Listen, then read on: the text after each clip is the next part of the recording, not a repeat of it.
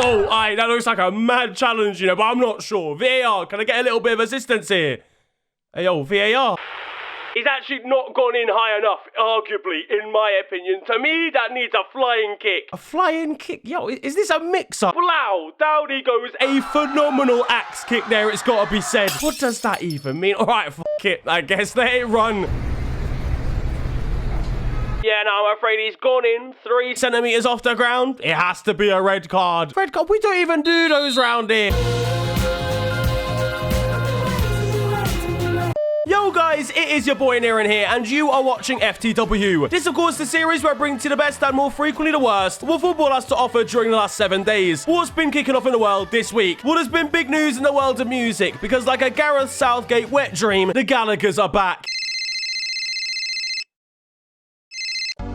Gary? Slip inside the Oasis are returning. They've announced a reunion and 10 Wembley shows for 2025. Though to me, Noel and Liam will be most devastated finding out they're not even the most expensive Gallaghers this transfer window. Speaking of which, and those two on stage is going to be an absolute catastrophe. I really want to go, but I cannot be bothered with die-hard Oasis fans who expect me to know the maiden name of Noel's first estate agent. Since they broke up in 2009, Man City have won the most points in the Premier League. But despite so much changing in the world of football, Tottenham still ain't won anything.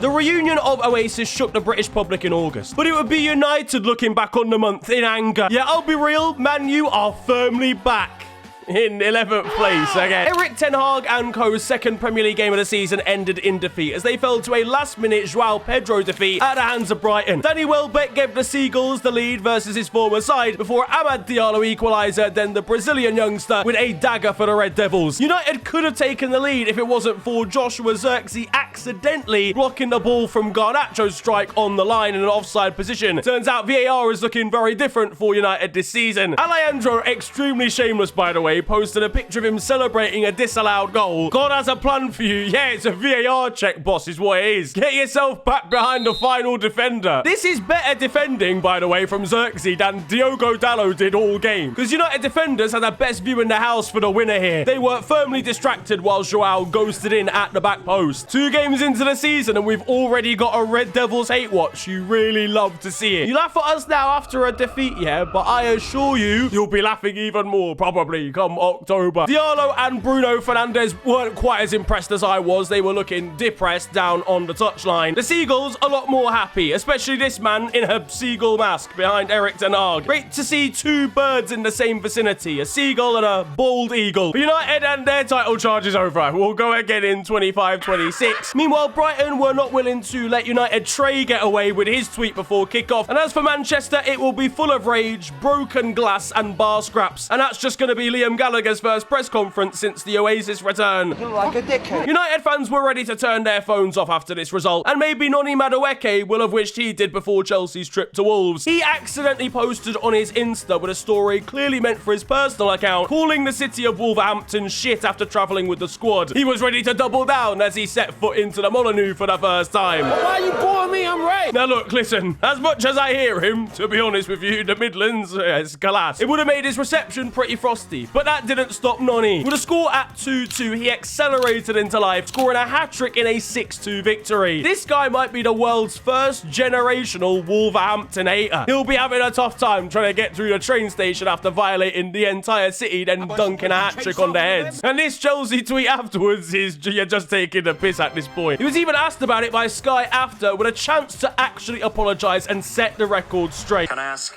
what you think of Wolverhampton now? No, listen, I just want to apologise to anyone that I might have offended. It's just a human mistake. It's an accident. Wasn't meant to be out on my socials like that. No, I'm sure Wolverhampton's a lovely town and yeah, listen, I'm sorry.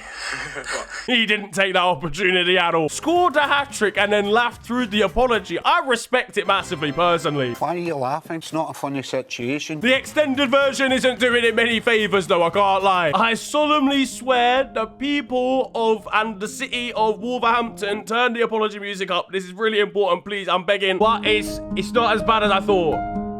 Nah, it is, to be fair. It's not good, I can't lie. He's also been called up for the England squad for the first time this week, and Wolves fans will be feeling conflicted when he steps out onto the pitch for international duty. Terrible day for Wolves, great day for Chelsea, though, especially when they realise that Ipswich and Southampton managed to drop some points. The after party after this game gonna be pretty hectic, though. Very busy round those parts at the moment. There was even a goal for Joao Felix in this one. Hey, sports. Bro, come on. Though Enzo Maresca's world will come crashing down when 15 separate players email him asking for more game time. Meanwhile, there was drama for Nicholas Jackson, who took to Insta to call out John Obi Mikel. Meanwhile, Wesley Fofana was also getting grilled on social media after a video emerged of him seemingly avoiding fans so that he could take a fake phone call and not have to dish out autographs. He cleared up the situation, said that he actually had received a call and he came back and did sign stuff after. You can't fool me, I've seen this one before, Wes. That brother had Duolingo open, there was no call at all. On the team of the Blues, and Chelsea are allegedly wanting to come in and sign Ivan Toney from Brentford. Just in case they hadn't signed enough people during this transfer window, they are now interested in the no-look penalty merchant himself. Speaking of which, by the way, there's going to be an all-round brawl when Chelsea get a spot kick next season. Cole Palmer will be left devastated when he finds out he's not on them anymore. What? To be fair, though, if you just rubbed Cole Palmer's head with one of them head massages that you get from Primark, he'd forget all about it. Noni Madueke himself will be gutted finding out that Tony's betted on Palmer to take one. He's going to be causing black-on-black crime if that happens. Though Chelsea are facing a race against time if they want to beat Al Ahly to his signature of Saudi Arabia, as Ivan Toney finally aims to make bank without the use of his Bet365 app. Securing the coin. Elsewhere in transfer activity around Chelsea and Stamford Bridge, there's rumours that Raheem Sterling could end up signing for Manchester United. Ineos need arresting if that ends up happening, alright? I'm talking the whole company, every employee. Do United really want to do this? A Chelsea to United signing after what happened with Mason Mount? The guy's injured again, out for multiple games. I mean, he wasn't going to do anything in them anyway, to be fair. We all know how this ends. It'll be a disaster during the presentation when Raheem tries to score a free kick in it. Enzo Maresca as well has clarified that any players that don't make a move away, if they're training with the under-23s, they won't play again this season. For me, Raheem, just earn that pound sterling, brother. He's probably got 11 years left on that deal. At Manchester City, and they defeated newly promoted Ipswich with a 4-1 victory as Erling Haaland scored a hat-trick again. Oh, shit. Here we go again. Someone wrote on his match ball that they were sick of doing this. They were sick of actually writing on them because of the amount of hat-tricks that he gets for Man City. Now, there's curiosity and speculation as to who has written this message, especially given the broken English involved, narrowing down the likely suspect to being Jack Grealish. Pep Guardiola, meanwhile, was taking no prisoners after beating literal tractor drivers from a town near Kings Lynn. Ice in the fucking veins, mate! Fucking love that, you... At Liverpool, and we defeated Brentford 2-0 in our second game of the season, thanks to goals from Luis Diaz and then Mohamed Salah. But Trent Alexander-Arnold was left fuming with manager Arne Slot after being brought off early. I don't think he's quite bonding with his new stepfather. You're not my dad! You also hear something! Yeah, as I said, he was left vexed after coming off the pitch, and I mean, you know, I understand he wants to play every minute possible, but sometimes you gotta just respect what the manager's saying, especially when you're leading the game. This, though, is how he's gonna sign his next contract at the club, and I'm sure Arne Slot will be willing to give him some attitude back in the dressing room. To be fair, I'd be vexed as well. You've been hooked by a man wearing spandex, probably. At Arsenal versus Aston Villa, and they dispelled of the curse that the villains had put on them last season in a game that pretty much lost them the title in the 23-24 season. Now, before this game, and Gabriel Jesus had been ruled out with a potential groin injury, and given a match in game week 1 against Wolves, it's no real surprise. And who do you think that's because of? Before kick-off, and Aston Villa wheeled out their Champions League trophy to show off in front of the fans and the players down in the tunnel. Given Arsenal notably have never won a Champions League trophy, it's a shithousery award for the West Midlands side. Now, to be honest with you, as much as this was a 2-0 win for Arsenal, it wasn't without Aston Villa's chances. David Raya pulled out an absolutely bonkers save after a deflected shot bounced off the crossbar and fell to Ollie Watkins. Arteta saw this and gave Aaron Ramsdale his P45 immediately. You're a wizard, Harry. And what I will say is the Arsenal fan came out of Ollie Watkins here today. He will be getting love on Arsenal Fan TV after the match. Now, I mentioned Aaron Ramsdale, the once former, number 1 at the Emirates. He's on his way out of the club. He's joining Southampton. Arsenal have taken him out of the hood and then put him straight back there again. That is actually crazy. This guy is addicted to relegation battles. The American deep within him must just be excited at the prospect of reaching the championship playoffs. Relax, dog. It's a dogfight out there. And elsewhere in transfer news, Liverpool have signed somebody. Wait, hang on a second. Yo, wait, what? Liverpool have signed someone? We got a fucking There We Land, guys, before GTA 6 came out. This is fucking incredible. There we land. Federico Chiesa has left Juventus after being frozen out by new manager Thiago Motta. He joins the Reds for £13 million. Now, after tearing it up at Euro 2020, he has unfortunately suffered with injury problems, including an ACL tear 2 years ago, and Liverpool's physios will be left devastated seeing him walk through the door thinking they'd got time off after Thiago left the club. He will not have the same pace running in behind with 0 ACLs in 6 months' time. We honestly, this is such a bargain, and I still know that FSG will be fuming at the fact they've had to spend this money. They're left pretty much bankrupt after spending £4 on dinner. Should we have spent so heavily in the past? Probably not, but we lived the dream. Meanwhile, for Federico, it's going to be a bit of a culture shock, you know, a change-up from the sunny shores of Italy moving to Liverpool. I can't help but feel he'll have some interesting quotes after 3 months living in the sea. And speaking of Merseyside's finest, Merseyside's worst, Everton was slapped up by Tottenham 4-0 this week. After last week's new Tottenham look and devastation for Ange Postecoglou, it turned out this game would be a sticky one for the Toffees. They've got no depth. I mean, they've got no quality either, but they've also got no depth. Their right back for this game was a regen. Jordan Pickford pulled out an absolute stinker in this one, being dispossessed by Heung-min Son, with a South Korean slotting into an empty net. Look,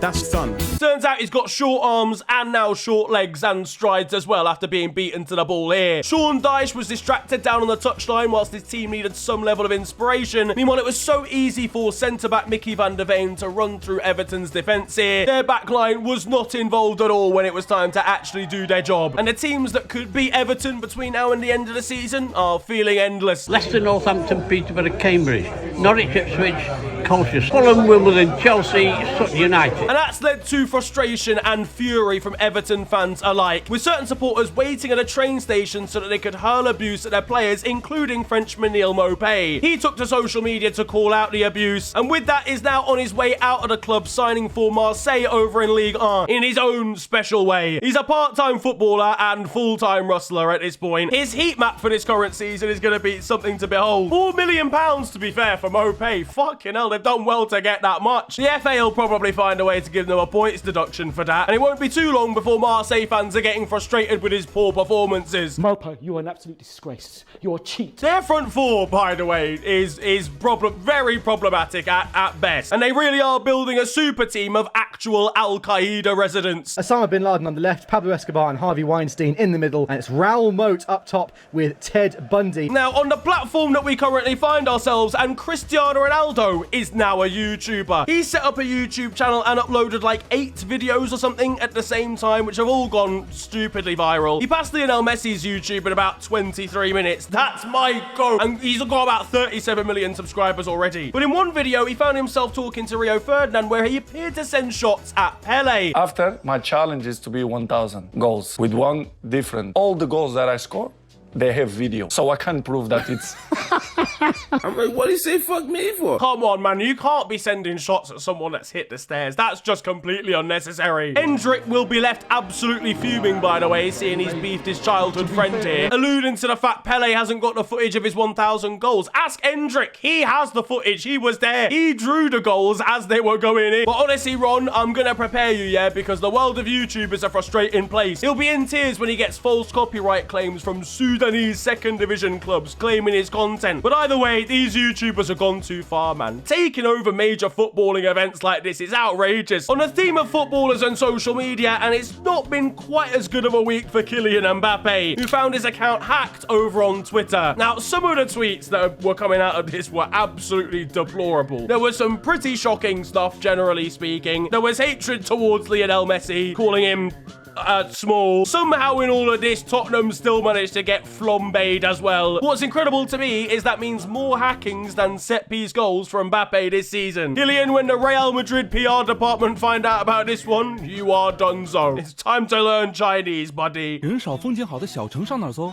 Now, his new teammate Endrick managed to get himself off the mark in terms of goals in La Liga, completing the scoring with a 96-minute strike versus Real Valladolid. Honestly, massive respect for Valladolid. Like, it means so much to me to score a goal versus the 1947 Segunda Division champions. I watched it and I loved their build-up play at the time. His teammates, by the way, are calling him Bobby over on Insta. I don't know if that's in relation to the fact that he said Bobby Moore was one of his inspirations, but either way, Endrick Charlton is already slapping it for Los Blancos. Do you reckon he goes home and plays FIFA? I think he puts it in a black and white filter when he gets back. His overall rating system is in Roman numerals, not numbers. I just know for a fact this guy studied Pele's SofaScore ratings. He's actually a fraud. Elsewhere, Real and Vinny Jr. walked out Kim Kardashian's kid ahead of this match. Think he got the wrong end of the stick in the DMs afterwards, to be honest with you. Meanwhile, Thibaut Courtois is enjoying a wholesome life at the moment, going and visiting his own kind in the wild. Been a positive week for Barcelona overall, though they made a little bit of a hash of it. They faced off against Rayo Vallecano, where they needed a late goal from new signing Dani Olmo to win it. But originally, they were scared he wouldn't be able to be registered despite being signed. Honestly, at this point, I don't think Barca could register an email address. Things are getting that bad. And then they played up against Athletic Club, where best friends Lamine Yamal and Nico Williams were reunited after the Euros. Lamine flung out a joking kick as the game started. Yeah, no, you can't be doing that, mate. You're off. Come on, bro. We were in year 11 together, man. Like, but Barca are attempting to build a decent. They got a good young side. They just need, like, a bank account, really, to be honest with you. And then, meanwhile, there were crazy scenes down in the lower divisions of Spanish football, where Merida faced off against Recreativo de Huelva. They were 3-0 up going into the last 5 minutes of the game before goals in the 86th minute, then 97th, and then 98th completed a ridiculous 6-goal thriller. And over at Atletico Madrid, and Joao Felix has, of course, officially joined Chelsea now. His plaque at the Wanda Metropolitano has now been defaced. I mean, they're kind of setting themselves up for failure every time they do these plaques. But honestly, more dirt on plaque here than Jurgen Klopp's first set of teeth. Meanwhile, Conor Gallagher attempted to say a few words to Joao before he made the opposite move, only to get a little bit stuck on the wording.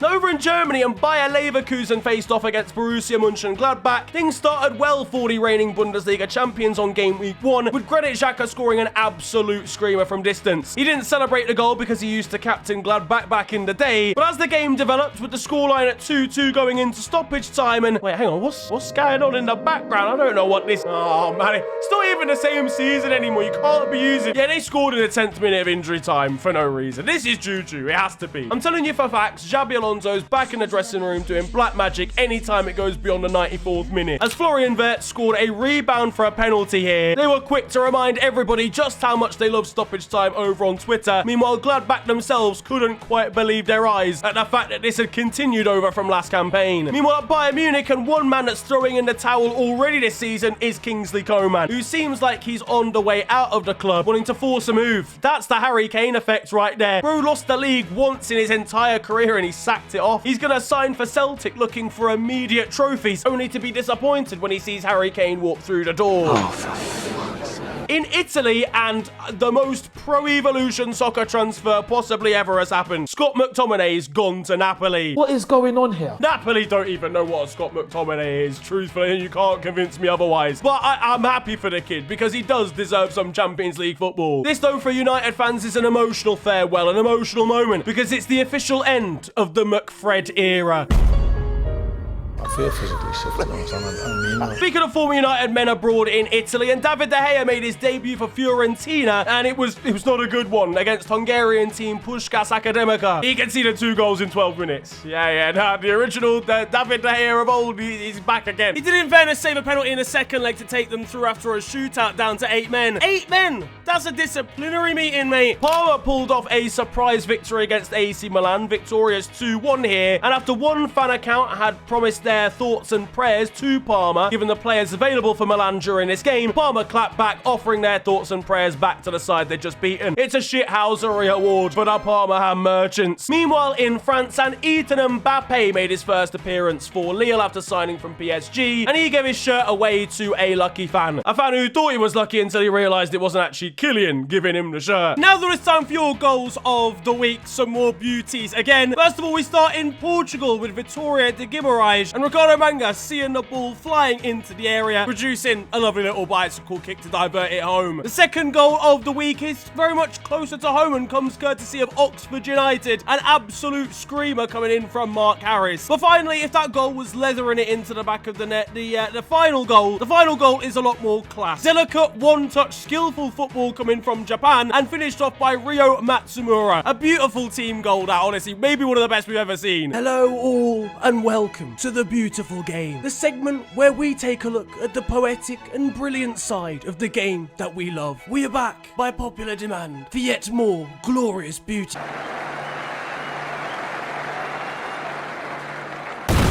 And that concludes The Beautiful Game. Now, over in Turkey and at Fenerbahce, Fred has scored a hat-trick. Fred scored a What the fuck is going on? What's wrong with y'all niggas? What's wrong with you? Unsurprisingly, himself and Jose Mourinho were creasing about it when he came off as a sub. Him and Noni Madueke getting hat-tricks in the same day. The odds you would get on that mean that it was definitely bettered on by Lucas Paqueta in Anaka. They're gonna have to change his name, genuinely. Jose Mourinho has won pretty much everything there is to win in the world of football. This is his biggest achievement. And staying on a Turkish vibe, John Joe Shelby has moved to a new side, Eyüpspor. A no here we go, if you like. Honestly, I know he's been there for a little while, but if we're being serious, the last thing that the mentalness of Turkish football needs is fucking Voldemort there as well. A few shout-outs though now. First of all to Austrian side Red Bull Salzburg, who qualified for the Champions League. I mean, less so the brand Red Bull kind of ruined the football club, but more so the players and the manager alike. It's a young squad and a relatively inexperienced manager, Pep Lijnders, who was the assistant to Jurgen Klopp. This is his debut job and he's already got them into the Champions League, so beautiful stuff from him. Slovan Bratislava are another shock entry into the Champions League, and the man that scored their winner late on was wearing boots that had Smurfs on them. A show for young boys, but the big men were BSC young boys, who are Switzerland's representatives. They are bottom of the league, by the way, and domestically, and have qualified for the Champions League. That might be the first time that's ever happened. In the same game, and Galatasaray goalkeeper Muslera was shown a red card for tripping over an opponent celebrating, and also of Czechia Sparta Prague find themselves in a surprising Champions League group phase 2. Their Twitter announcement for the achievement was sensational. Good evening.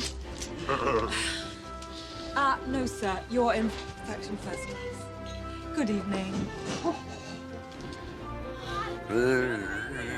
Meanwhile, the maddest story of European qualification has got to go to Armenian side FC Noah, who as a club were only founded about 7 years ago, have risen through Armenian football, managed to win their division, and were the only side to make it from the first qualifying round all the way to the actual tournament proper, when they won the Conference League playoff and made it through. Over in South America though now, and Darwin Nunez has been banned for a number of games following an altercation where he jumped into the crowd to protect his family. Fans and Uruguayan players as families had clashed at the time he jumped in, was scrapping them. Personally, I think it's harsh, especially given he didn't actually punch anybody. That's just straight shots off target, brother. In the US, and Carvin Sullivan caused a stir as a 14-year-old when he made his debut for Philadelphia Union a month ago. He is back with the B team now and scoring absolute bangers. The kid's future is bright. And staying in the US, Marco Reus is the newest recruit to the MLS. He joined LA Galaxy after leaving his favoured side Borussia Dortmund and grabbed a goal and an assist on his debut. Is that enough to give him a Champions League medal, please? I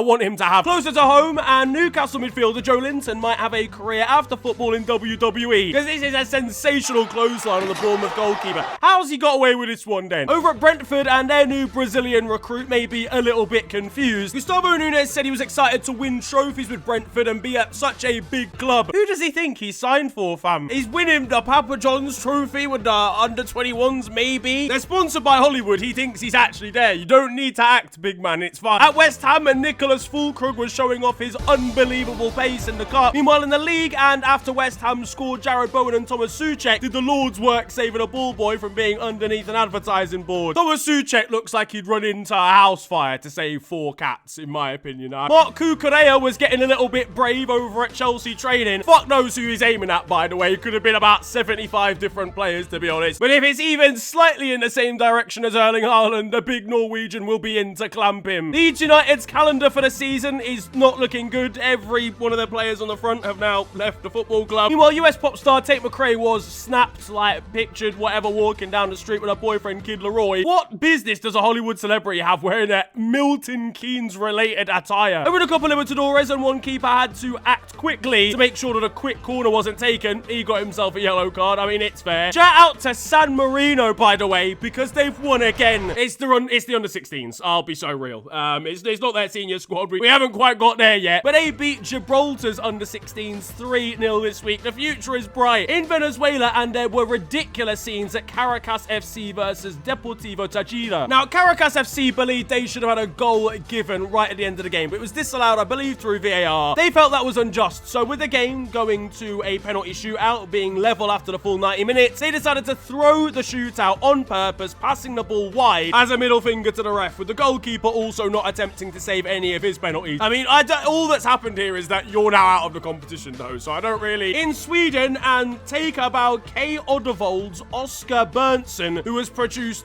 an own goal that could maybe never be replicated ever again. Meanwhile, at Boca Juniors, and they had a sending off 1 minute into their game. How do you do that? You've got to be docked your year's wages if you're doing that, by the way. 1 minute! Most people haven't even sat down and you're in the showers. Either way, fans were voting him as man of the match for his work. There were sour scenes in Slovenia where at Maribor versus Olympia, a fan threw a gas canister at a penalty taker, with the game then having to obviously be abandoned afterwards. But yeah, shocking scenes there. Not quite as explosive over at St. Gallen in Switzerland, although they have been used to entertainment there because a 140 game run of no 0-0 draws is finally over. These guys clearly just love scoring. And over in Brazil at Atletico Mineiro, their fans showed support for an anti-racism campaign with this gesture in the stands before kickoff, until they didn't show support for an anti-racism campaign. Yeah, it's a bit... On to the weird stuff though now. First of all, down in the lower leagues of English football, and there was an awkward moment for South London-based Tooting Beck, as New Haven tweeted that their game would have to be postponed against their opponent because they'd forgotten to bring their kit with them. Surely they get the win in this situation, man. Like, the guy who's got to bring the kit, you got one job, bro. In Japan, and Honan Bellmare, a side in J-League, announced that they were going to exclude a supporter, ban them from the stadium for a while because of repetitive disruptive behavior. The disruptive behavior in question, the supporter had just been showing his middle finger to the TV presenters.